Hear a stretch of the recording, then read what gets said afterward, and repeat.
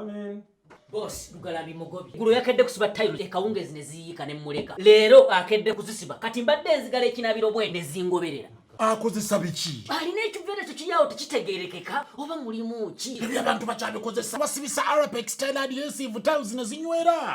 Arapex Style Adhesive takyaliko kubaganya birowoozo. Buli ayagala okunyweza tiles ku kisenge oba awantu wonna gwakozesa. Ne UNBS yakonamu dustamp ng'omutindo kyekyo akolebwa Zidden Tile Center ku noti 753 noti 65 228. Abantu b'Ebungereza, United Kingdom mwe ngamba mukuliko okufuna King Charles III kakati no Birmingham Investment Expo etuuse omwoleso ogugenda okukwata ku byobulamu health, okukwata ku real estate ebya amayumba n'amataka, ogugenda okukwata ku byobulimi gutuuse mu Birmingham era tubeesunze. Bw'obanga oli muntu ali mu UK oyingirira bwerere naye bw'oba oyagala okugenda ku ddina ojja kusasulayo £5 gokka olaba muyimbi oba abayimbi obeere ne mu mwoleso. Bwe naali e Uganda oba mu nsi endala etali United Kingdom nga wandyagadde okwetaba mu mwoleso omuntu agenda okwolesa osasula £4 byokka. Omuntu ajja obuzza okulaba omwoleso osasula £2 byokka. Ate nange nzija okubaleetera omuzannyo gwange ensozi gutandika ennaku z'omwezi 23 August omwoleso lwe kutandika. Genda ku website yaffe ennamba ziizo ziraba wansi awo. Tulabagane mu Birmingham Investment Expo.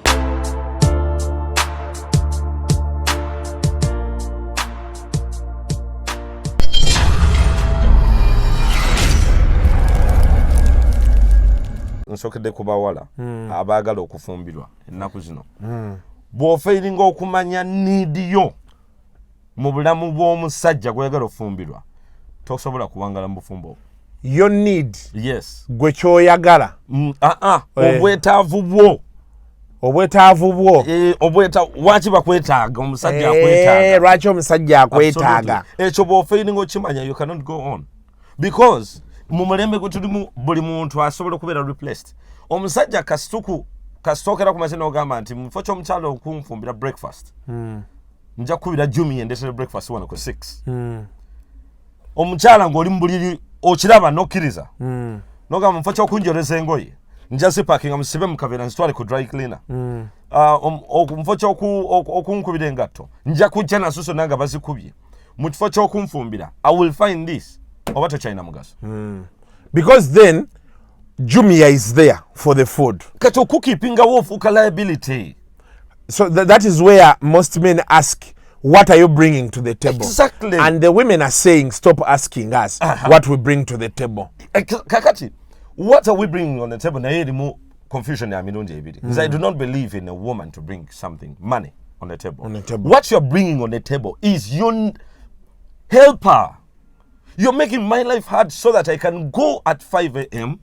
You're making my life easy so that I can go all yangu yobulamu bwange nkere ku macha ku 11. Ngene kukolere gotandika program ku macha nnyo. Ekanvayo 11. Don't you see? Omuntu alina okwanguyiza obulamu nti engatto ze weeziri, engoye ze weeziri, bw'aba akedde ku macha chayiwe mwali mu flask, akatogo ke mwekali alye nze ziriyo nebake.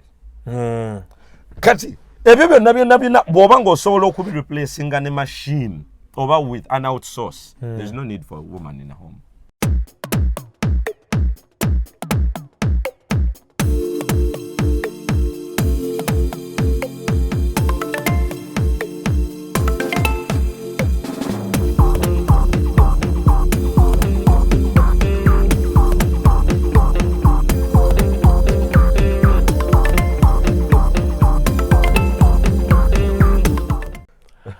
Yes, welcome to yet another edition of Kasuku Live.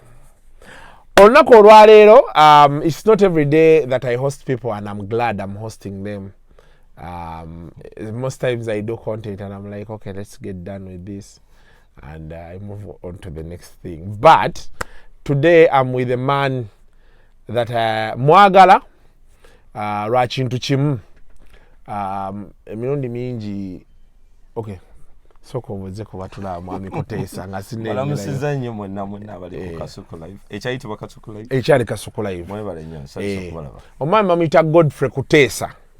Abasinga bamanyidde ku Boys Mentorship Program. he has a program where he mentors boys, and that's where I was trying to go to. Why do I like him so much? He's doing something most of us are not doing. Abasinga, we have been raised by our mothers. True. And it eventually comes back into our character. Era omuntu omulala nga yakula ne maama we tasobola kusala nkoko beba mukangamu ababbi atasindikayo mukazi okitegera kyegamba abanga maama yakuba ababbi so but he's doing the boys mentorship program is every December. Definitely. But you have oyine kizinga eri gye mulaga. Yes, ate kirala ekyo kyabali kyabasajja kyabali bamawaya kyabamawaya abavuddeko abasiwusa mu mpisa. Hey, I used to think like ku kizinga era otwalayo basajja boys like no, that is a correction program. Oh, you also have a correction program. That's a correction. That's a behavior modification program. Yeah, abana basiwusa mpisa. Nenga they are teenagers or basajja? Teenagers no kweyongerayo. Wow, you're doing a lot. A correction program. It's a tough one, by the way. Yeah. It's very tough. Emboka evuga. Tell mboko naye it's tough. Embeera eyo kate tenja kukiriza kuddamu kwesiriwaza. Abaana baba suspending zeyo mwana bakoze iki ofuse kizibu ewammwe. We pick you. You bring them back to shape. We pick you. You bring yourself back. Oh. Okay. Now, so the boys mentorship program is about mentoring boys. I've been there, I've seen it was a very good idea. Scout. They take them through the drills, they have people talking to them, finding out what do they want and all those things. But most importantly, tusobola kuyita mulwanyirizi wa ddembe ly'abasajja. I speak out for men. Really. He's a very vocal guy on Twitter. Bamuhostinze ebinungi mingi kumwasuze mutya. But ku Twitter people abakazi banyivu. The last tweet I think that I sent you and I asked you to come over and this is what we are going to be talking about. Nja kwogera ku space y'omusajja in a feminist world. Yes. Huh? Yes. Yeah. In a female-dominated world, because you see, there's something that we are not seeing. It's again a mass. Men are trying to be silenced, and even men have been influenced to silence fellow men. Hey. Yes. Ntoyo bovano yogera ng'omusajja ngo yogera abasajja. Abasajja bano basoko kukuba. Yes, they call you out. They tell you are not speaking realistically. Why? Because about silencing to them, the mkubakazi baba labanti bebalungi. This just pause a bit.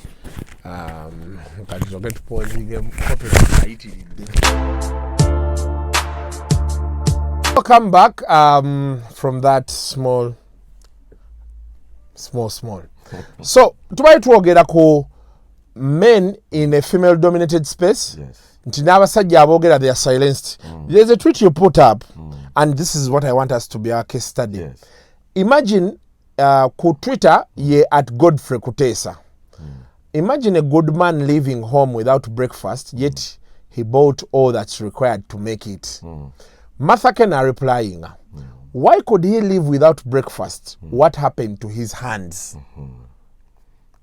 Abasajja bangi bakeera okuva ewaka, for example by 6. Yes. Abakyala ne babawa excuse nti ogenda bukyali okedde nnyo. And it's become okay for a man to go away from home nga talidde breakfast. N'agenda aba atudde ku ofiisi, omukyala wa chapati n'aleetayo 2 n'eggi ne chai. And the women are saying, it's very okay. Because fe tuba tuwebase. Yes. When you raise the argument nti bannange obeera weebase ekyo omusajja yazimba ennyumba. You know why? Because the Bible calls them suitable helpers. Omanyi bino ebintu byensinga okwogerako ku Twitter bye byali normal mu myaka egyedda. Maama bye yakoleranga taata era bye byasuubirwanga okukolera taata. Bwe mbyogerako kati olw'okubanga abantu bakulidde mu mulembe ogutaliimu bugunjufu balaba nti era ojja kulabako comments ez'obutategeera nnyingi nnyo nga oluusi n'omusajja bavuddeyo nabo bagamba nti nedda nga waki seekolera breakfast but onookola emirundi emeka waliwo ensonga waaki olina omukyala otherwise singa obadde oyagala byekolera omukyala teyandibadde mu nnyumba okiwulidde you see abantu bafeerinze okumanya naddala kati nsookedde ku bawala abaagala okufumbirwa ennaku zino bw'ofeeringa okumanya niidiyo mu bulamu bw'omusajja gweyagala okufumbirwa tosobola kuwangala mu bufumbo your need yes gwe kyoyagala obwetaavu bwo waki bakwetaaga omusajja akwetaaga lwaki omusajja akwetaaga ekyo bw'ofeeringa okimanya you cannot go on because mu mulembe gwe tulimu buli muntu asobola okubeera replaced omusajja kasitookera ku makya n'ogamba nti mufo ky'omukyalo okunfumbira breakfast nja kukubira jumi yendeetere breakfast wano ku 6 omukyala ng'oli mu buliri okiraba n'okkiriza n'ogamba mufo ky'okunjoleza engoye nja zipakinga musibe mu kaveera nzitwale ku dry cleaner mufo ky'okunkubira engatto nja kujja nasuso nanga bazikubye mu kifo ky'okunfumbira I will find this oba tokyalina mugaso because then Jumia is there for the food kati okukeepingawo ofuuka liability so that is where most men ask what are you bringing to the table exactly and the women are saying stop asking us what we bring to the table kakati what are we bringing on the table naye erimu confusion ya mirundi ebiri because I do not believe in a woman to bring something money on the table what you're bringing on the table is your helper. You're making my life hard so that I can go at 5 a.m. You're making my life easy so that I can go yangu yobulamu bwange nkeere ku makya ku 11 ngende nkolere gwotandika program ku makya nnyo ekanvaayo 11 don't you see omuntu alina okwanguyiza obulamu nti engatto ze weeziri engoye ze weeziri bw'aba akedde ku makya kyayiwe mwali mu flask akatogo ke mwekali alye nze ziriyo neebake kati ebyo byonna bw'oba ng'osobola okubireplacinga ne machine oba with an outsource there's no need for a woman in a home kati bwe njogera ebintu ebyo ku Twitter ababuyabuya tebabitegeera waaki kubanga okutegeera kwabwe kwakumpi wano edde nnyo ekyanywezanga omukyala mu bufumbo n'ayagalibwa bbaawe kwali kufaayo kyekiwaki n'essaati eno omukyala omugezi takiriza mukozi ajoze kubanga erimu olusuulwo okiwulidde gyako mojoza era asobola okutegeera nti dati akawowo kano nno si kawaka waki ategeera bwatyo kubanga mukwatagana that's why osobola okulya omukazi n'agamba nti zebba wange mumanyi bw'aba yatandise okwenda mutegeera bulungi nnyo teweetaaga muŋŋamba ndaba enkola ye y'ebintu ndaba engeri gy'atunulamu nenge gyayogera nemanya nti yafunyeyo akalala. Why? There is that bond that was brought about. Eddeko nawandiika neŋŋamba nti omukazi omutegeevu tosobola kukkiriza mukozi kujja kulongoosa kisenge ekikyoda bbaawo. No. Those are fundamental things. Ebyo bintu bya munda. Amasuuka gemusulako tokkiriza. Waakiri ozikwate sikitegeza nti gwazooza. Wakizikwate gwaba zeetwalira ku laundry. Ogambe mujoze essuuka zino njaze ekimira naye toziwa mukozi kubanga gyakoma okuzifuna gyakoma okubanga ate akwatagana nebbaawo. It's the psychology behind this. Naye kati ababuyabuya tulina bangi nnyo abataasomesebwa ate wogezako basomesa nga bajjayo enjala nze banzigirayo dde enjala nabimanyira but here I'm speaking in reality. Omusajja gwe batafaako tasobola kukola tebakulimba.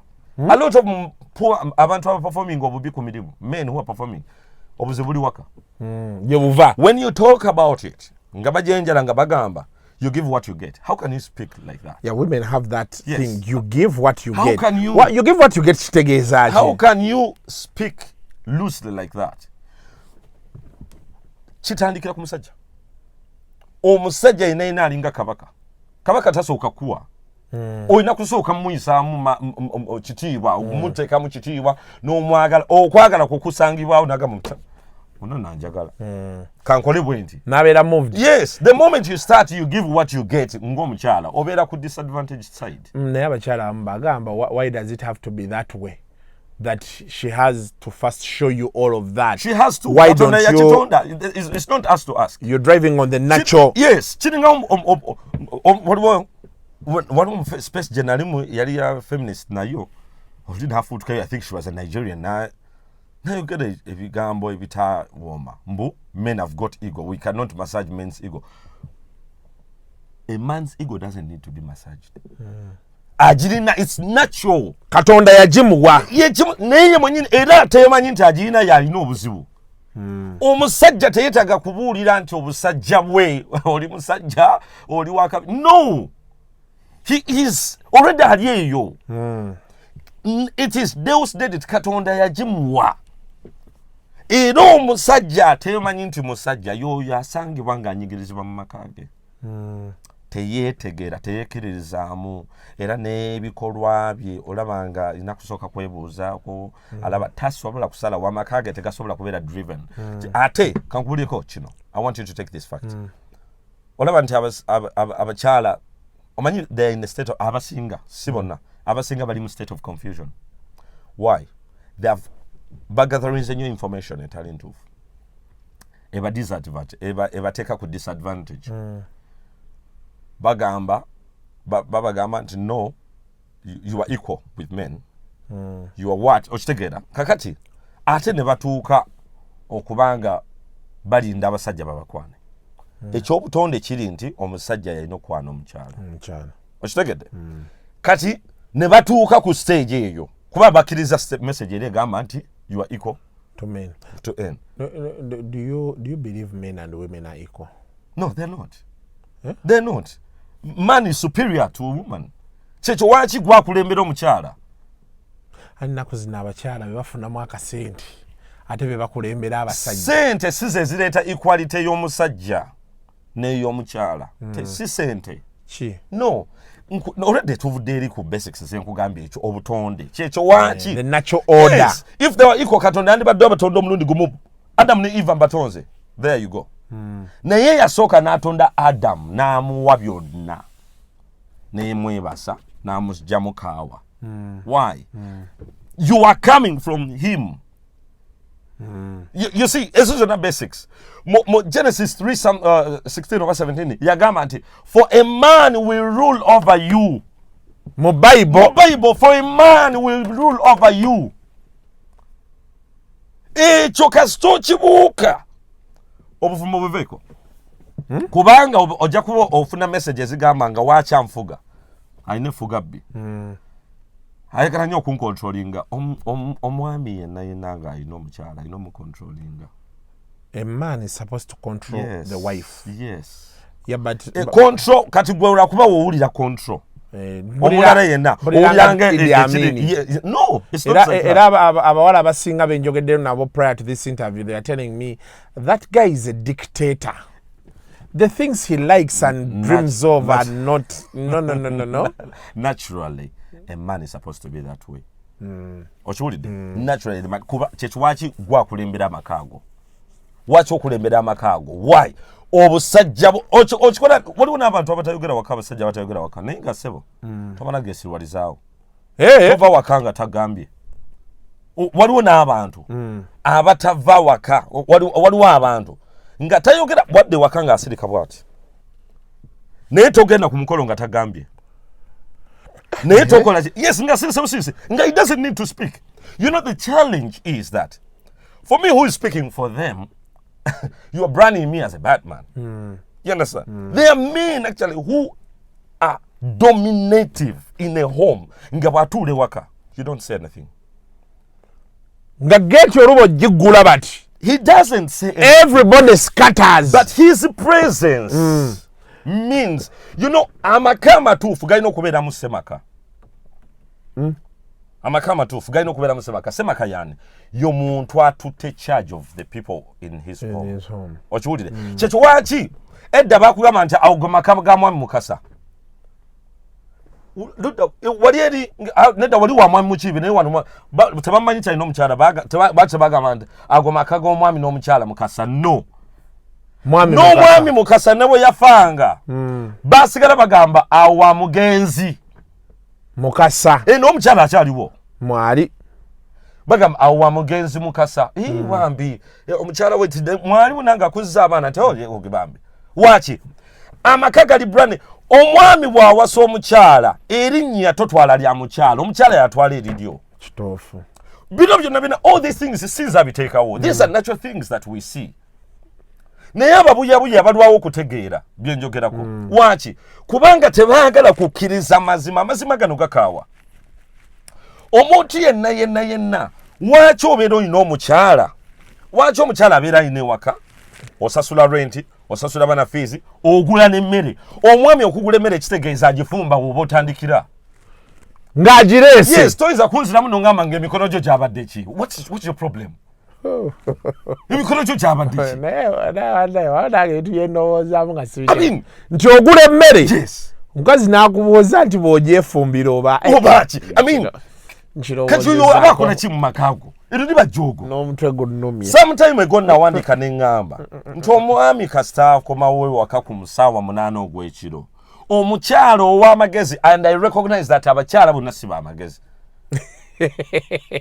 omukyala waki ow'amagezi omukyala ow'amagezi kiki kyakola avaayo mu buliri n'agenda n'ajjulira omwami emmere ku 8 yes n'amuterayo amazzi mu kinaabiro n'anaaba neyebaka abamu nno balina bakikozesa n'okwagala kungi nnyo nti atuula nawo ku dining bwe baba bagiina oli n'alya yes era baaliko okwo ne bagamba nsi ekyo nkikola abo be bamagezi era be banywiza nina nange kyali wange mukazi we bw'atyo yes akikola bwaddayo kati oyo omukyala mwegendereze she will never love good things omanyi waliwo omukazi akwata omusajja bw'ati ng'omusajja ne bwagezaako okupaapaala eri agamba naye kansigale ne bena muntu wange antegeera antegeera alina engeri gy'antegeeramu yes kati bino ababuyabuya tebasobola bitegeera bo balowooza nti eno mistreatment waliwo era we naliko era mu kwogera okumu ne mpulira omuwala ng'afubutukayo agamba women are not slaves namugamba komaawo we cannot debate gwe komaawo I cannot be found in a discussion with you because that is beneath me. Women are not slaves. What do you mean? Abakyala abakola bino babikolera mu kwagala era be bagezi. Yes. They don't do it that they are forced. You cannot compare a woman who wakes up to prepare breakfast for her man. No mugama tell you a slave. Wayogera you a slave tewali akwagala. That's why they are floating. Tebalina basajja. No babagalako. Ne babalekaawo omusajja omugezi ayagala mukyala omukazi byebino basenga bye baakolanga ng'akunnyonnyola nti omusajja engeri gyali nti ye head of the home bw'akomawo ku 9 alina okulya oba gyavudde alidde oba talidde bw'agisaba erina obbaawo gwe kiyinza okunyiiza it is acceptable nti daddi wakyakomawo ku 8 ekyo kiyinza okunyiiza it is acceptable but nevertheless sooka kino kuba emmere weeri yagigula yes oli mu maka ge mu nnyumba ye yes genda maaso kubanga akyasobola okusalawo okuddanga ng'alidde n'odiba n'emmereyo anti ennaku zino kati ate abakyala basinga bye baagala nti eyo gy'oliriira ddala okomewo oleete tulo anti kyekyo waki babayita bakyala baba bakyala bukyazi you don't waste time with those just don't waste time you know in fact for me kati waliwo by young people benina waggulu abali mu 20 something and what and what these are the things I'm telling them omuntu yenna nga tali willing to honor you don't waste time omusajja kyayagala kyokka respect to be treated as a king because he's king. When you treat him as king, he will treat you as queen. Bwana agenda n'alaba akatete yakalungi kankagulira omugole wange. Anagaba kagata akalungi kankagulira ebigoye. Kakati bw'ona olinda asooke akugulira oli okumutreating as king, you are in a transaction. Okitegera kye ngamba. Kati abasinga okuddamu awo abanziramu comments okwo ku Twitter. They were left, they abandoned women. Tebalina basajja. No, they don't have. They don't have. They are desperate. That's why omukyalo omulala kasaafu butukayo n'agezaako okuwagira kyenjogedde nga bamugamba you are not a slave dear manya woogwa bali mu kukola njala kugira bisige tewali abanyweza mu bulamu bwabwe okitegedde. That's why the essence omulembe gwe tulimu guli so disadvantageous that when I get a chance to speak to my daughters, I tell them this. Nti, a man, a man will rule over you. A man will rule. You are not equal to a man. On any given day. You are not equal to a man. Most of the kumulimu naberanga ino mulimu guno nawe ngo ino mulimu guno nga you are equal in position, but you are not equal to a man. Once my daughters understand this, bajja kusobola okutegera nti bwe man having a daddy mfukamira. Daddy wampitanga ino chagonga afukamira ko. Mfukamira. Abakyala abasinga emize gy'ofukamira eyo bagidibya. Baga nti kubonyaabonya abantu ofukamira biki. Most people and most men now are saying, what's the whole essence of kneeling down? Bebali benagambi abasajja benagambi. Owulidde. Who find pride in putting down a man who stands up as a man. Why? Because in the generation that we're in, people find it comfortable to be on the side of a woman. In the process of being on the side of a woman, they are trashing men. All right? They are trashing men. When you stand up as a man and be able to speak and what, that man, I've been mistreated by this person. I do not want. Bajja kuvayo bagambe tekyatandikirawo omukazi olina kye wamukola. Kyabaleeta nti olaba atuusa kweyembeera balina n'emboozi batamuza nti omukazi waanobera watuukira ku ekyo abeera asazeewo obeera olina ebintu bye wamukolakola bebabuyabuya. Omuntu yenayina olina okusooka n'otegeera nti omusajja yenayina watuukira ogamba nti I've been mistreated. Men are strong people. They are strong vessels. Bw'ogamba nti olaba kyongambye nti men and women are equal, abantu kyebatera okubuuza. If they were equal, wandibadde olabanga mukazi akuba omusajja n'akuba omukazi. The mere fact nti twagamba nti Bible yennyini egamba nti for they are a weaker vessel. Omukyala is a weaker vessel. Kibya kinafu. Kiba kitegeeza ki olina kigaadinga. Number one. Kiba kitegeeza olina kigaidinga. Kubanga omusajja yena bali bwagambye abalina fugabbi. Ate mwana watu banyweza amaka. Banyweza amaka. Kubanga omukazi ekyobutonde bwe munda ayagala nnyo okubeera protected. Newabeeranga mubambaavu. Ali mu bbanga yenna ayagala nnyo omusajja amuprotectinga. Because ekyo yesi akyeteekamu kya butonde bwe. Omusajja yenna ekyobutonde bwe munda. He's a protector. Era most of those women who are the moment they find a man who handles them. Omusanga mulavu gy'otalabanga. Nombuza mukwano. Oh my goodness. Love yavudde wa ku bintu by'obadde ng'otugamba. Nakeera ku maja ono bamuyita n'abadde wano erinnya erabidde. Faiza. Oyo nga yagudde ku musajja yennyini n'amukwatako. Oja mubwire simu agambe nti ndi mugolera ngoye za musajja. I'm home with my man. Yes, I'm ironing clothes. I am ironing. Muli munde the attraction of a woman towards a man. Omukazi yajeteekamu. The attraction n'omusajja okwagala okukwana omukazi. Omusajja si yajeteekamu. It is innate. It is inborn. It is part of us. It is part of who we are as creatures who are different. What is ekidako? Omukazi buli waafunayo omusajja amumanaginga. Kiki nekibeerawo? Atandika okujjayo biri bye yali yatereka biriwa. Yali yeeyita independent woman. Kyekyo wakinaddamu n'empandika. There is no such thing as independent woman. Tekiriyo. Independent sibe bana abalina emirimu egyakabye buli kimu akyetuusaako. Tasobola kukyetuusaako.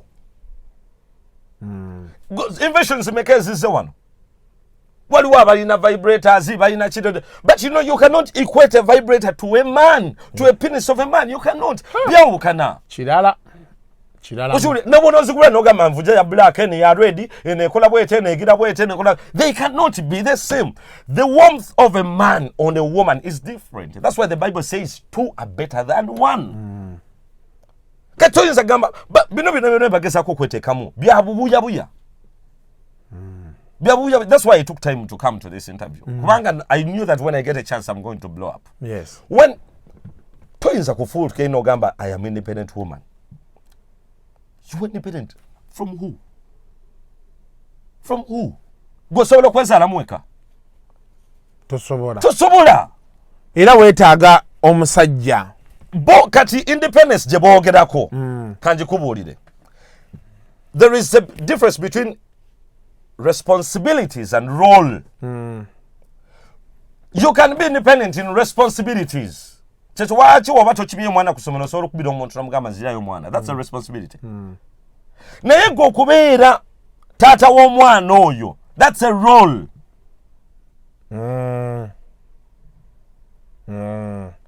Kankiddemu nkireete ku example endala. Gwe okubeera mutabani wa maama wo, that's a role. It's not a responsibility. Nedda. Responsibility can be abdicated. Osobola jiwa omulala nkolerako kanzije nkolerako siriwo. That's responsibility. Any other person can do. Mama yagaledde kadi mutwalire. Naye okubeera mutabani wa maama wo, that cannot be exchanged. It can't be exchanged. Kati bano boy boogera ku responsibilities basobola sikola kyetu waki abo bayita independent woman. Olwokuba yasasula fees, yasasula rent, nze sobola kwemalira ne bw'ataddamu kujja. Who told you that nonsense? You need him to be in the life of this boy. Role. Yes, that's a role. You cannot give it to any other person. But ati tuga nti nze taata nze maama. Techiriyo. I play both roles. Buya techiriyo. Otherwise, you would have been a hermaphrodite. You cannot play both roles. You are only taking over all the responsibilities. This I want to tell whoever will watch this program. There is no person, a mother, who will ever play both roles, father and mother. Taliyo. But you can do both responsibilities. Responsibilities, you can take over them, all of them. The key word is responsibility, role. Mukuyiga kwe tuliko kati. Nagambe boogeza bubuyabuya. Ate mu kwogeza obuyabuya obwo ne bateekamu okwewanika. Abasajja batono ne abasobola okuwasa abakazi abeewanika. Kiba kizibu nnyo. Neewanise waggulu. Omusajja akulekawo. Mene mirundi ati tubalaba nga tubatya noga. Ati bakulekawo be bano baleka mu mayumba. Omusajja yadduka wano oyo omulaba oyo. Omusajja bwadduka afunayo omulala asobola omufukamirira. Nabadde nkijjako ekyo n'okireka. Many men, because they don't have a voice, what they do is that they abandon homes. We have got a lot of abandoned homes. So most times these people who abandon homes, it's not like baduse tebagala. No, it's not because they mbu atidde obuvunanyizibwa aduse. No. Atidde, like I told you, men have been silenced. And even nakiraba mu Europe, men are followers. They follow women. Moreover, women are supposed to follow men. Nani yaleta narrative eyo? Yati yaveyo. You know, in Sweden, and it beat me. In Sweden, bwaberawo omuliro. Obanga omuliro gukute ku apartment obachi. The order of rescue wait. Woman, children, basoka baana, ne baddako omukyala, ne baddako embwa. Ne basembayo musajja. Nembwa na yaliawo. Embwa ina rights ezisinga ez'omusajja. In other words, a man here has been degraded. And that's a very silly community, a very silly society that we're going for. That's why you see here, bana abawola bana balekana nnyo abogeza obuyabuya. Ojagena okubasanga they have got a strong attachment on a pet. Bagala nnyo okubeera n'ebibwabwabwa. N'obupusi. Hey, kati embwa egenda kwagala. Embwa egenda kufumbirwa. Era when achogera ko ne bajjayo enjala nyingi nnyo. You look for that person. Ne bajjayo enjala nyingi. Ne mbagamba ne we munayogera mutya. A dog cannot a dog is more loyal. Aba bagamba a dog is more loyal. Baba nagayisa agabi. Nga tebasobola kustandinga omusajja tasobola bastandinga. Ngamba ntika kubanga embwa itasobola complaininga. Ye beerawo. Ebeerawo gojita loyo naye ojita loyo naye singa bade ino engeri gye sobola okugamba nagayisa gagabi. Nti wachi obulito bwala wachi ekisenge kibeera kikyafu ng'olina omusajja. Omusajja akomawo atya ng'ekisenge kikyafu mu musula. akoma watya omwami akoma watya n'omugamba tewali mmere nga matooke gali mukuvundira mu store oba omuceere gyeguli yes olinaga nti gaasi yaweddemu nze mbadde naye n'amanda weegali yes naye abasajja babonyeebonye yes they are suffering omusajja akoma watya a man comes back home in his palace because he is aware that there is a queen atereezezza buli kimu but then also kati ate waliwo abakyala kye batambuza okusinga bwe babeera eyo oli agamba nti nze omusajja kye namunogerako eddagala kiri kimu sex I give him all styles neekola buli kimu anti kati and most men are saying okay as long after all the sex is good but I just told you Kasuku I just told you nti ekintu kyonna omusajja kyasobola ofuna ewalala tokyesibangako never think it's a deal breaker. I mean, sex can be gotten from another person freely, without actually any responsibility. And the other person can say, "I will give you," and say, "Just come." The rising number of separated over single families. Gomusajja agamba I don't want kamba weneze kyebagala but I don't want anything to do with her. I don't want. Singa otambula wali nogamba omusajja gye yesimu mbi kuli list yo joinamu y'abantu bo blocking. Ojja kusangamu abasajja basinga abantu be ba blocking abantu be bayagala kedda. Obanga minamu omwana because she was a nag. Ekintu omusajja kyasobola ofuna ewala tokyesibangako. Waliwo addendum mu Latin bakita addendum additives nti ekitanda yadde okikola bulungi nnyo that is very good naye beera muyonjo beera muki beera muyonjo omukyala talina kuwunya siina kuyingira mu kisenge nga kiwunya siina kukomawo waka ate nendaba enswera nga ziri ku bintu sigenda byoza kuba kati bw'oba ngambye nefumbira emmere bwe naayogera ku bintu ojja kuŋŋamba mbyoze kale ate awo ffe tuba tetukyakolagana so omusajja n'agamba waayo okwewala okukayana n'omukazi kaŋŋende let me leave but I want to tell you most men who say kaŋŋende they don't stay single there is always someone who says I can do what she couldn't do yes they're by the way olaba nti bino tubyogera about banobo nalukalala bani bana there are still women who are sensible je bali mu community who are sane yes ngagamba nti nzate sola kola bwento nzate sobola kuddamu bwento omusajja sometime ago nayogera nengamba nti omukazi awangula winning woman taddamu musajja oyinza okuba omutuufu by the way ng'omusajja ekintu kyayogerako ddala si kituufu naye nga gwe mutuufu naye okukanya kintu kyoyagala okuleeta equality gyoyagala okuleeta tekola mu maka by the way that's a reality njagala oveewo wano nayo there's nothing like that equality gyoyagala okuleeta tekola mu maka ekola ku mirimu eno positions you have got it the other one that's where it stops the moment you leave ewaka there's no equality father is superior mother is assistant children are under the father and mother nembwa that's the order that's a godly order father mother children dogs pets okusegedde kati bw'otuuka wali n'ogamba nti sijja kumuwakanya kubanga abasajja abasinga bw'omusinga asirika sijja kuyomba naawe kola kyoyagala have you ever heard of that statement omusajja kasita atandika okugamba kola kyoyagala olwo agenda akoowa n'omugamba ati kati laba kati omwana ne ku ssomero namugyeyo nze kati nze namugyeyo agamba kale people tired agamba kale bw'oba kyekyo kyewakoze it's okay kati ate noddenkera n'ogamba he is not supportive you did not allow him to take lead some time ago waliwo bampiteyo ku Mothers Union and there's something I was sharing I told them that you see if you want the man to take lead, even if you are the one who has money, even if you are gifted with money, because there are many homes that are like that, whereby the woman is working so hard, is earning more. Yeah. Whenever you get to that opportunity, this is what you do. It's always good to ask of him, Daddy, 2 million a bid. What do you expect?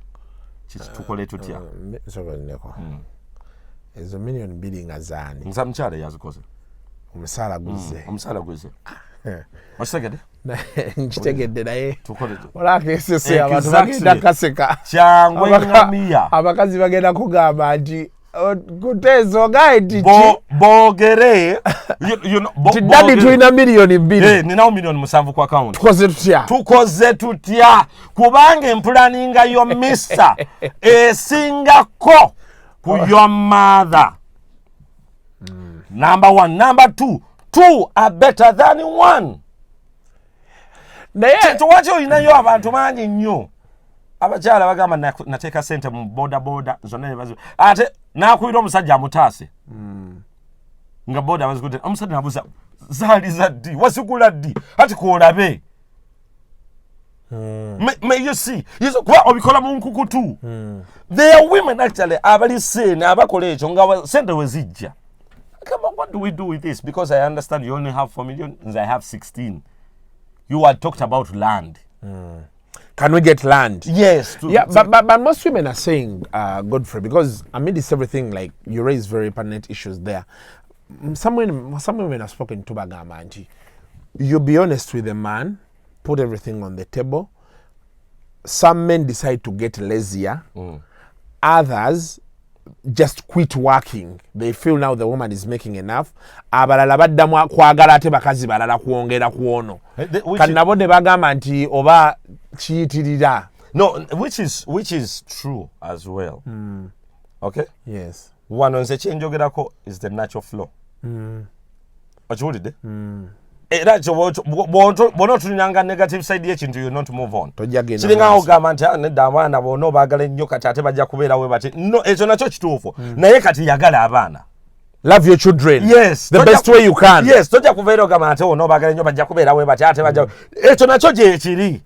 Naye olwokuba tonna kituuka, there is a possibility ntojja kituukako. Kuba waliwo n'abatabaagadde. Yes. Ate ne bavaamu. Yes. Waliwo atabaagadde ate ne bafa. Exactly. So, ekyo kiveeko. Nti abajja kwagala mu abasajja kyekyo waaki zino tagline fear men biki tebiri magezi. I don't participate in that nonsense.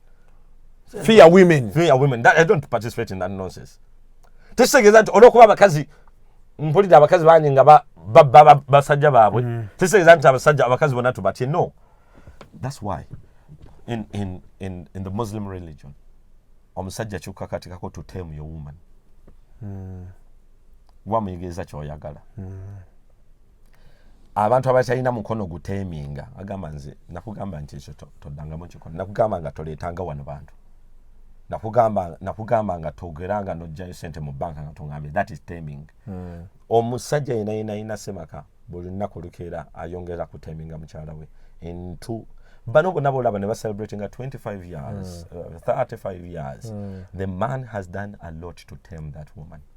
Era asobola okugamba her daddy ekyo kyokoza simanyi engeri mumanyi mwami semakula kandabe naye ekyo tasobola kikkiriza engeri gye mumanyi. Why do you think women wakyoloza bakozesa nnyo akagambako engeri gye mumanyi? Yes, azamute yamufuna kakati bano bannanukalola abali kuno ku mpewo ku Twitter baani abavuma, they are untamable spirits. When a man realizes that he cannot tame you, you cannot be a good horse to ride with, and a lot of abandonments are there. I'm telling you, by the way. That's true. Every man, most of the young men that I've interacted with, of course, they're looking for women to marry, wives, to people to take home. Not just to be sex partners, but people to take home. By the way, men have improved. Men have done a very good job. They're improving. They're pulling up their stocks. They're taking responsibility seriously. I mean, you've got a lot of men who are not living with their families, but they are sending money there. They are sending money there. Cynical. Never black what? Blackmail. Never blackmailing. But men are doing their jobs. That's why FIDA is no longer relevant today. Because men are taking issues in their own hands. They have improved. But in the course of improvement, there is the other part, the other gender that has been so elevated above man that they know that in case of anything, you do not tell me this.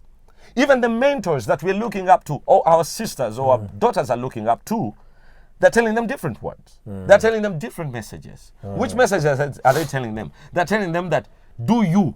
You cannot do you when you're in a man's home. There's nothing like do you.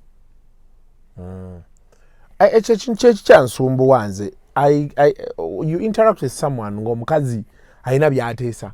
Omusajja akomawo leeti. Kati akomawo leeti kati naffe katukole ebyaffe. Kati n'omubuuza nti okay, it's okay, the man comes back at midnight 1. But he's coming back to whose place? Yes. Ajja mu nnyumba ye. Mu nnyumba Kati n'omugamba nti you also want to come back at 1 in whose house? Exactly. There is an issue that has been around. Yeah, DNA. About the gentleman. Yeah, 25 of them, 15 in Gaba. Someone said, and I think that yachogera mobutamanya. Na yogera na gamba munti. There shouldn't be any DNA. To be very clear, DNA. Boba omuntu abakwadabana. Nayo yatambulira mabiga w'abakyala. A narrative egamba nti omusajja abasobola okugenda n'ayenda n'afunayo abaana abalala. Wakize sisobola kukikola. The question is, oli musajja, you are not equal. That is the narrative of do you that you are trying to promote. You are not equal. Obusobozi bw'omusajja si bwe kubanga gwe olubuto ojja kulwetika emyezi 9 ate ojja kuba mu maka g'omusajja awoka. You can do you when you are in your space. Yes. But you can't say you're having children in some man's home. I mean, that is disrespect. Omukyala yenna n'obwokwogeraza n'obwofuna omuntu akwogereza ng'oli mu maka g'omusajja oba otandise okutyobolola omusajja. You'd rather you walk away? Vaawo otambula ogenda obeere free. Ate kino nkimanyi bumanya nti omukyala yenna gwe basuddewo kizibu nnyo okufuna omusajja omulala akutika. Naye ofuna akwagalako. Bintu bya binundi ebi. Yes, you can get someone to dilly-dally with, but it's very hard. Nga bakusuddewo ng'oliko maaka yansulawo. Damp. Kizibu nnyo. Sigambe tekisoboka naye kizibu nnyo. Kyangwe eŋŋamiya okuyita mu nnyindo empisa okusinga ono okujja n'akwetika n'agamba yadde akusuddewo jangu tugende. Kubanga era bw'akikola manya ebiseera ebisinga bajja kujjukira lwaki oli yamusuulawo. Kubanga abasajja balina enkola y'emu. The one I've told you about. It is inborn. Kyaffe. Omusajja engeri gy'ayisamu omukyala n'ayagala okumukulembera. Mwagala mukiyita kulembera naye kumufuga. The word is kumufuga. Ofuga omukyala, ofuga amakaago. They are in your control. Tavaawo n'agamba nti nze no ndi kaleerwe. Omukubira pereza checkbook nti siriyo osookera busa walazeewa era wagambya andi. Yes, wavuddewo oti waka wagenze kulaba ani. Omukyala yenna omufumbo oba ng'oyita omwami tomala gagenda ku buli pati naye ate omusajja asobola okgenda n'atagamba naye tuva no ku pati yagondi. Ebyo abakyala tebabyagala. The more they don't, nawe bw'oba otambula oyogere. You cannot compete with what is natural. The moment you start, ogenda kuluma omutwe. Kubanga ono yakulemberera oli mu maka ge. Omukyala gaga dadi tuyinayo okwanjula. Mwina okwanjula kwa ddi. Nakusoma mwezi nga 12. Kale tujja kulaba tagamenti ojja genda tujja kulaba era banene bamukubirako ne bamugamba siri kituuse kuki yakiriza nda yangambe bugambi tujja kulaba kati simanyi nenze kangira kamulindeko omukyala n'abeera ku her best behavior kubanga akimanyi singa ajjawo ekigere n'agenda nga teyamukiriza omulyango tajja guyingira. Okiwulidde? Naye bano bannakyetwala oli mu apartment yo wuzuuma yonna gy'ogenda gyonna but still they don't also enjoy it. They don't enjoy it. Kankubulire the most miserable person ye nakyetwala. God did not create you to take yourself. Yakugambe no. The man will rule over you. Ajja kufuga. Yes. Ekyo kyateekebwawo. Osekera kyakugamba. Kati omukyala kitumwa ky'omukyala anyumirwa nnyo ng'ali under someone. Nga waliwo amukulembera. Absolutely. They enjoy it. They love it. Olidde. Waki kubanga they put their heads together to raise children. They put their heads together to understand. They put gegamaka agatebenkedde. Era bana abakadde oyo mwala alina example jawa juzi musimanya mama we yamuyita n'afumba omuceere n'akola kine mugamba ne mubuza ekigambo kimu gwe olifumbako ddi ng'ofumbira omwami wo olifumbako ddi waliwo ebintu byetosobola kulwanisa abakyala abagunjufu abategedde kikino kyebakola bwafumba emmere omwami n'atagira yeebuuza badda kuzina bagamba waayi akugamba nedda wejjulire kati baba batandisa agamba gyefumbire olaba connection but there's something I'm seeking to understand.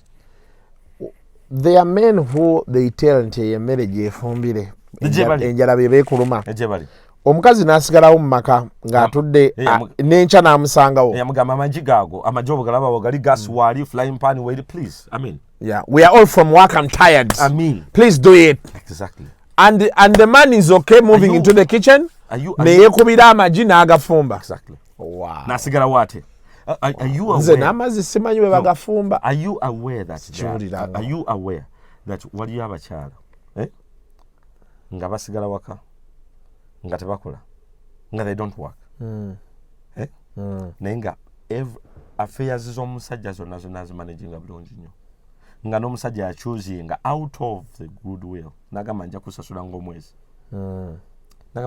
ng'omwezi it's okay beerawo ne tamusasula nti okola amusasula lwa kumusiima nti naawe obeerako olina byokola ki byoyagala. That's number one. Okimanyi nti waliyo abantu abasigale abakyala nga nabo bakola naye ng'ava ku mulimu ali n'atuuka ewaka n'aggyamu engoye ze n'atandikira we yakomye omukozi aba mudirectinga ali ku mulimu namugamba akateekako waata emmere nja kugisanga teekako gere ngano geno gule ngano tugenda kanda chapati biki nga amanaginga affairs ewaka yadde akola. And God bless those women. There are very many. They are very many. Others who are failures will brand them as slaves. A woman to take care of the affairs of the family doesn't make them a slave. A man to manage, to pay, to sponsor, to provide for the home, it doesn't make him an ATM machine.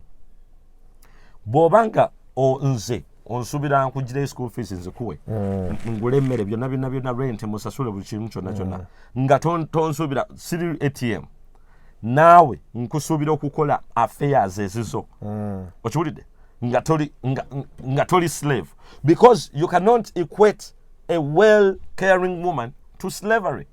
Why? But slaves chebaba kulanga baba temangako mitwe. But slaves tebatulanga ku meza kulya ne bakama baba. But slaves tebayingiranga na mu nyumba. Gwono webaka naye mu kitanda kye kimu. Kyolyako kyalyako. Akulowooleza mu kiramo mwoli. Slaves were never put in the wheels. Ochuti kacholeta otya women are not slaves. Bomogama ntimna ogenda kuzaala ddi. I'm not a bachita wacha. A baby machine. Hey, baby making machine. What is your job? Tell me what your job is. Njimanye such that I can get to know that right now here I have a beauty queen. That is what I have. What is your job?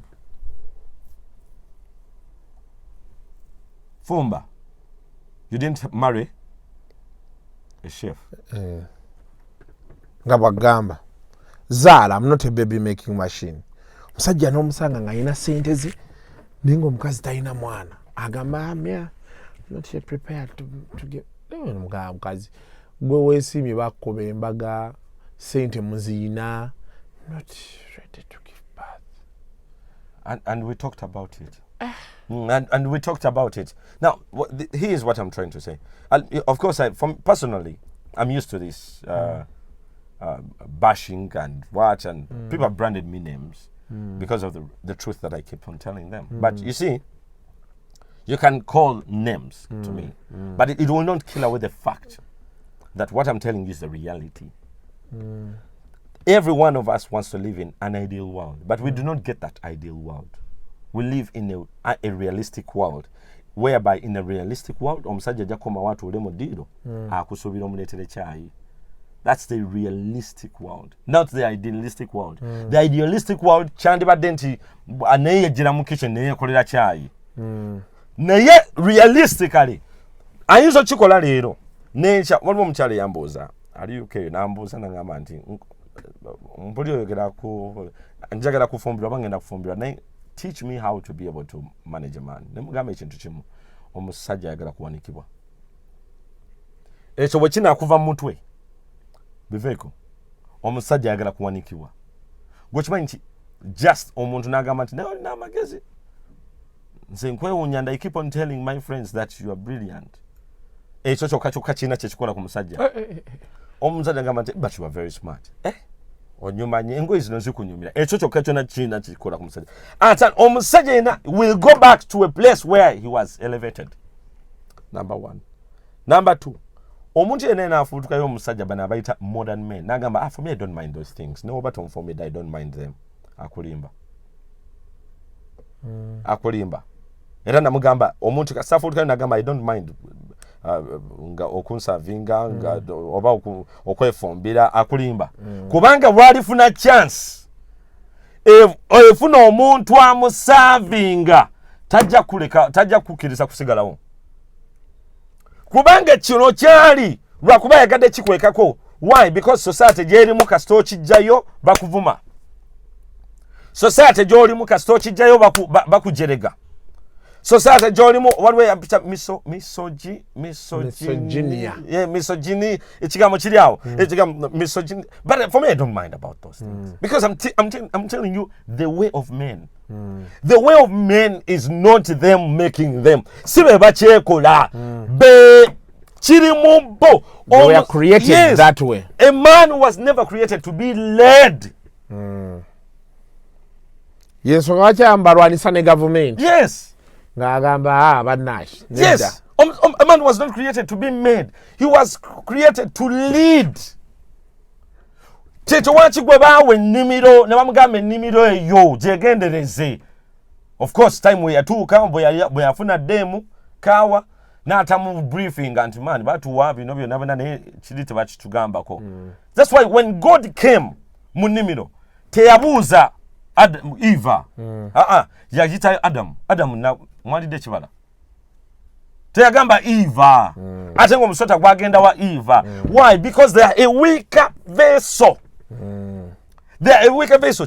That's why even, I want to tell you, even, kino ngenda kyogera, even in outside home, whereby you see abakyala nga they are elevated, right? Ebiseera ebisinga abakyala abo baba bayindika abaami. Abaami abo beba making us strong. Addayo wakana agamba daddy kino sitegedde. Namugamba adda akola bwoti. Kino tokityakola bwoti ne bwoti. Kola bwoti. Kati mwe mulaba mukyala on the face. Omwami yabakola omulimu ogwo. Yabakola omulimu ogwo yamuzzamu amannya amunyweza. Ne bwe kyandibadde ng'omusajja ali waggulu. Omusajja asobola okubeera waggulu. Ne bimunyiga ku mulimu n'akoma n'asirika busirisi. Natabyogera kwagamba ebintu bya ku mulimu nja bihandolinga. Nabi omukazi nabiwulira mu lugambo nti bannange okikakasa no watch ndajja mugamba nti bane watch tewabingambako bino bannange Isaac watch tewabingambako nebyo byagwadda na biveeko watch because for you for our mothers and our sisters Katonda yabawa emotional capital. Fete yagituwa. Bo bayina emotional capital. They treat things emotionally. That's why some of them will be offended with this program emotionally. Realistic view tebagina. Realistic view no okujifuna olina okubeera nga oli humble enough. And nekisembayo kino nze njagala nkutemango. Nekisembayo kino ekirabo kye bayita ekya humility. tokijjangako omukyala yenna mu kusirikaako owangula bingi mu kwewanikako ofiirwa bingi omukyala yes era abakyala abasirika bawangula nnyo nnyo n'okumanya wa wenjogerera olina ensonga naye wa wooyogerera ekira tewepankanga okulwanisa omusajja omusajja newabeeranga omusinga obunene ng'omulaba munafu never dare to do that nkugambye mu butonde bw'omusajja yadde tabumanyi muvaamu ekintu ekyo ekiri inborn kya dominance tasobola bwodeba bwana nga buzwana akalenzi bakakube kajagamba ankuba atya tannawulira ku bino ebirala ankuba atya dominance and leading amaanyi g'omusajja waba tagakozesa to fight agakozesa to defend. That's why many women find comfort in being protected by their even nowabira mwana mulezi nga aline maama we naye nga taata wabwe yabalekawo omwana oyo yabeera protective nnyo balina special bond ne maama y'amaanyi nnyo agamba maama oli otya maama togula ttaka eryo nga sinnajja maama tokola bwoti maama n'oluusi ne maama akubira omwana Bobu wano wazeewo abasajja abagamba bagamba ki bampe akubira mwana bampe kiki kyemubadde mwagamba nedde ensonga wa maama muveewo mujjeeno munsange mu tawuni.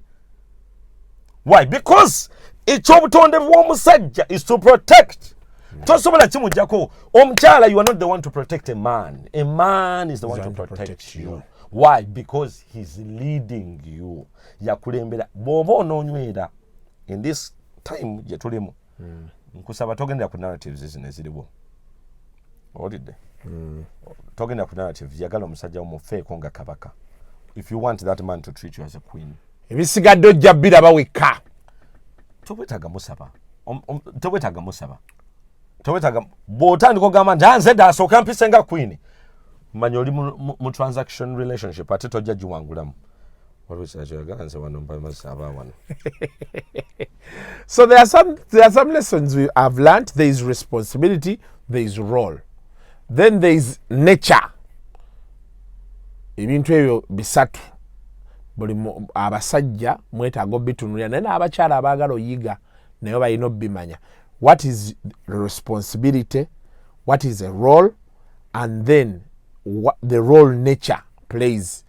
Nature ekulaga obutonde twatondebwa tutya, kiina kuba kitya, omusajja naturally munda. So as we say all of these things, yes, they may be to the women, but also the men need to pick lessons to understand. I think next time we come back, if I ever get the chance to host you, what is the role of the man then?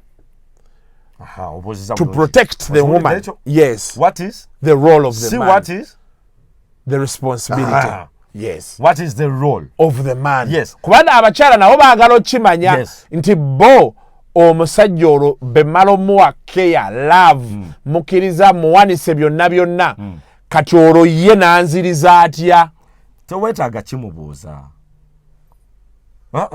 Omusajja tomubuuza. Kyekola kyokka. Bwe kiringa ng'omusajja, kati let me give you a very silly example, but it's on your body. Omukazi ayina ebitundu byakwatako, si yakugamba nti yimirira. Yakugamba? Olwo bikwatako pa nga bijja. That is the natural. Omusajja waliwo by'olina okukola. Ajja kukugulira ttaka liteke mu mannya ge nga sigwa mugambi. Because naturally we are weak towards women. Takitegedde ekyo? Nkitegedde.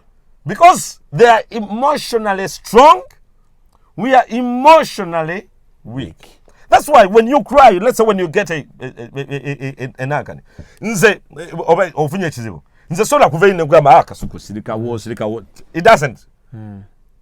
Naye one of these ladies can come nakukwata and it feels good. Yeah. Why? Because we are naturally weak towards them. But they are naturally weak physically because they are a weaker vessel. The Bible says those they're biblically explained. So what is the role of a man? Ejja kuvaayo naturally. Until next time, mubeere bulungi, mweraba.